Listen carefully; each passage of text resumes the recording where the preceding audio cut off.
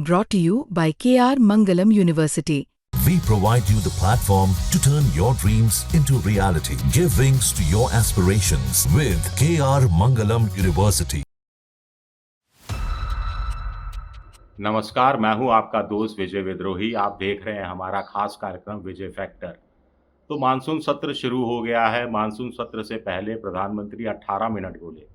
18 minute सदन के अंदर नहीं बोले, सदन के बाहर बोले। आपने कभी सुना है कि सदन के बाहर प्रधानमंत्री किसी सत्र की शुरुआत से पहले 18 मिनट का भाषण दें? मैंने तो नहीं सुना। आपने सुना हो तो बताइएगा। क्यों दिया प्रधानमंत्री नरेंद्र मोदी ने 18 मिनट का भाषण या बयान या मीडिया को संबोधित किया? इसके पीछे बहुत बड़ा राज छुपा है। इसका एक खुलासा करने की हम कोशिश करेंगे। आमतौर पर प्रधानमंत्री 5 मिनट, 3 मिनट, 4 मिनट इतना बोलते हैं, इतना कहते हैं कि नया सत्र शुरू हो रहा है, बड़े इम्पोर्टेंट बिल पेश हो रहे हैं, विपक्ष के साथ हम चर्चा के लिए तैयार हैं, हर बात पर चर्चा करने के लिए तैयार हैं, हर मुद्दे पर बात करने के लिए तैयार हैं, विपक्ष से हम सहयोग की उम्मीद करते हैं, बड़े इम्पोर्टेंट बिल हैं, हम विपक्ष का सहयोग चाहते हैं, आदि आदि बातें करके अंदर चले जाते हैं। किसी सवाल का मोटे तौर पर जवाब नहीं देते। पिछले 10 साल से तो मैं नरेंद्र मोदी को भी इसी रूप में देख रहा हूं, लेकिन इस बार वो आए, 18 मिनट बोले। मुझे नहीं मालूम टेलीप्रॉम्प्टर लगा था या नहीं लगा था, क्योंकि मैं वहां मौजूद नहीं था। और इतने तरन्नुम में आ गए कि 4-5 मिनट बाद मीडिया की जगह साथियों साथियों करके संबोधित करना शुरू कर दिया, जैसे वो सदन के अंदर बोल रहे हैं। तो क्या जानबूझकर 18 मिनट बोले ताकि सदन में इस विषय पर बोलना नहीं पड़े, ऑपरेशन सिंदूर पर?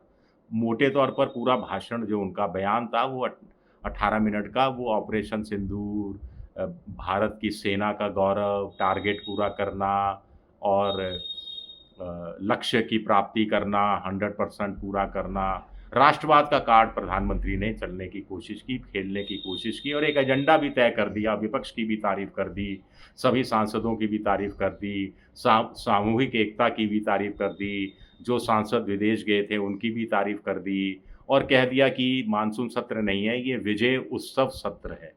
तो एक लाइन दे दी, एक एजेंडा दे दिया, एक प्लान ऑफ एक्शन दे दिया कि कम से कम सत्ता पक्ष के या एनडीए के साथी को सिर्फ सेना के गौरव की बात करनी है, विजय उत्सव सत्र, विजय उत्सव सत्र, विजय उत्सव सत्र, विजय उत्सव सत्र के अलावा कुछ नहीं बोलना है।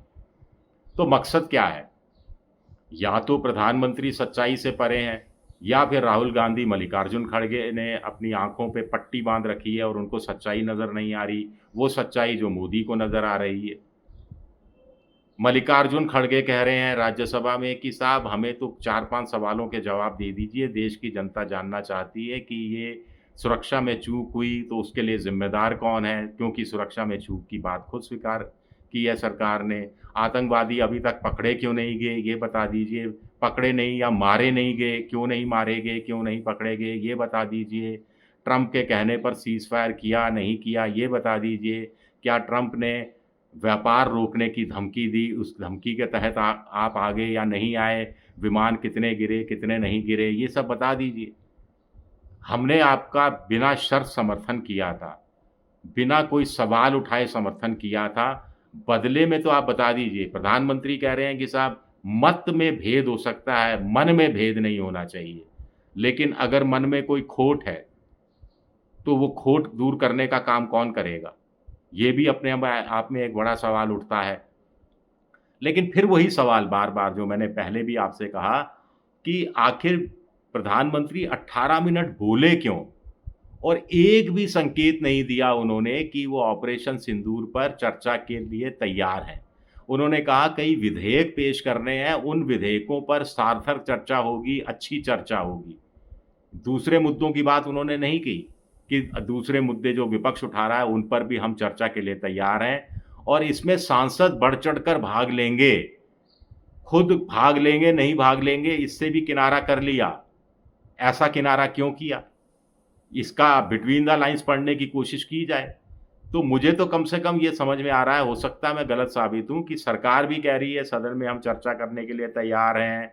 जगदीप धनखड़ कह रहे हैं सरकार सदन में चर्चा के लिए तैयार है ऑपरेशन सिंदूर पर। जेपी नड्डा कह रहे हैं, लोकसभा अध्यक्ष ओम बिरला कह रहे हैं कि सरकार सभी मुद्दों पर चर्चा के लिए तैयार है, प्रक्रिया के तहत अगर मुद्दों को उठाया जाए, तो फिर चर्चा क्यों नहीं हो रही? आज ही चर्चा हो जाती। प्रधानमंत्री जी 23 से 26 तक बाहर होंगे। आज और कल चर्चा हो जाती, कल जवाब आ जाता प्रधानमंत्री का। क्योंकि विपक्ष सिर्फ चर्चा की बात नहीं कह रहा, विपक्ष ये भी कह रहा है कि चर्चा का जवाब प्रधानमंत्री को देना चाहिए, ना कि रक्षा मंत्री का अलग बयान दे दें, अमित शाह अलग, गृह मंत्री अलग बोल दें और विदेशी मामलों के मामले में जयशंकर विदेश मंत्री अलग बयान दे दें, इससे काम नहीं चलेगा। प्रधानमंत्री को सारी बातों का जवाब देना चाहिए। और क्या प्रधानमंत्री इससे बच रहे हैं? क्या 23 से 26 बड़ी खबर जो मुझे लगता है कि हो सकता है ये प्लान हो कि प्रधानमंत्री 23 से 26 तक विदेश में रहेंगे। अब 26 की भी रात को आएँगे, 27 की सुबह आएँगे, मुझे नहीं मालूम। तो कहीं सरकार का ये इरादा तो नहीं है कि 23 से 26 के बीच में, यानी 23 को लोकसभा में और 24 को राज्यसभा में, या 24 को लोकसभा में, 25 को राज्यसभा में चर्चा करा दी जाए और तब कह दिया जाए कि साहब प्रधानमंत्री तो विदेश में हैं, तो चर्चा का जवाब तो कैसे देंगे? अब वहाँ से तो वीसी वर्चुअल कॉन्फ्रेंस से जुड़ नहीं सकते, ऐसी परंपरा भी नहीं रही है। तो इसलिए भाई हमारी मजबूरी समझिए, प्रधानमंत्री ब्रिटेन से ऐतिहासिक जो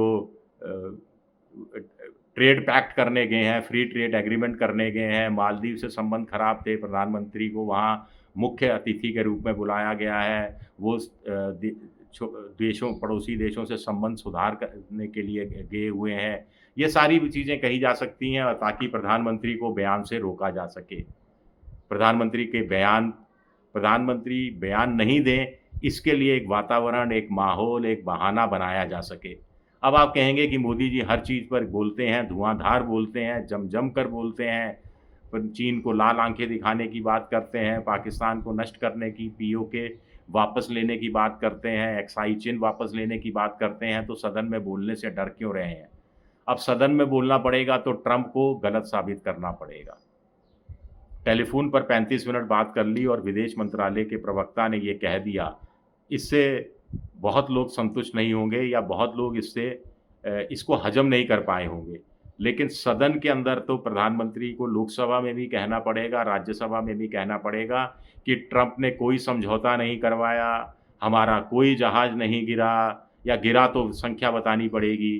अजीत डोभाल ने इशारा किया कि एक शीशा भी नहीं टूटा हमारा। तो क्या ट्रंप से जो ट्रेड डील हो रही है उससे पहले प्रधानमंत्री खामोश रहना चाहते हैं? ट्रंप को कोई मौका नहीं देना चाहते कि वो और ज़्यादा नाराज़ हो जाएं? या प्रधानमंत्री की कोई नस दबा के रखी हुई है?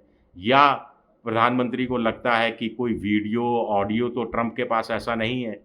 आखिर ट्रंप के पास दुनिया का सबसे शक्तिशाली देश है, सैटेलाइट हैं, सब कुछ हैं, और अगर ट्रंप कह रहे हैं 5 जहाज़ गिरे, तो उनका मलबा का कोई फ़ोटो तो नहीं होगा उनके पास। कोई फ़ोटो भी हो सकता है, कोई सैटेलाइट इमेज भी हो सकती है। ट्रंप और मोदी के बीच जो 35 मिनट बात होगी, उसका कहीं ऑडियो तो नहीं लीक हो जाएगा? बहुत सारे सवाल हैं जो उठ रहे हैं, ये सारे सवाल फालतू के हैं, ये नहीं उठने चाहिए, कतई नहीं उठने चाहिए। मुझे भी अच्छा नहीं लग रहा है ये सवाल उठाते हुए, लेकिन माहौल ऐसा बना दिया गया है, कन्फ्यूज़न ऐसा पैदा कर दिया गया है। अब सीडीएस अलग बोलते हैं, नौसेना के एक अधिकारी अलग बोलते हैं, उप सेना प्रमुख अलग बोलते हैं, अजीत डोभाल अलग बोलते हैं, जयशंकर कभी क्या बोलते हैं, कभी क्या बोलते हैं। तो किस पर यकीन किया जाए, किस पर यकीन नहीं किया जाए?